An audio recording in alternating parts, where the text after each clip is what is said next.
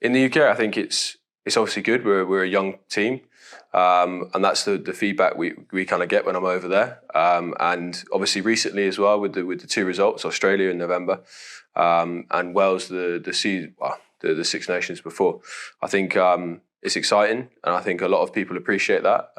And they can see obviously when we play some exciting rugby, and people like to see that, and that's kind of everything that we believe in, and everything we kind of want to do is obviously feeding back through, and that's the kind of things that I get told, which is obviously good for us. But yeah, I've played there, and it's a great atmosphere.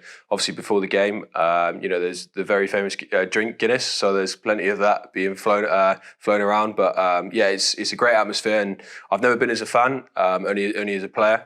But I know that the Irish fans are very keen, passionate, and it makes for a great game. And there's something special when you go there, and there's something special about the atmosphere for Six Nations anyway.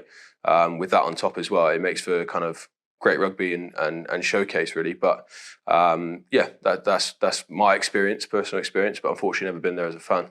So I think the Italian food in general, everyone loves it, right? It's pizza and pasta. It's very heavy carbohydrates, but before a game, it's great. I think people find these restaurants, they're everywhere. Italian restaurants. My family have got one in London, so I tend to visit there quite a bit. But the Italian food in general, the perception is obviously pizza, pasta, and it's there's different varieties, different kinds.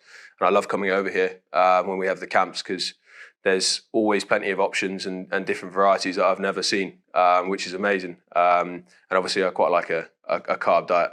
Italy is simply extraordinary. There's so much history, culture.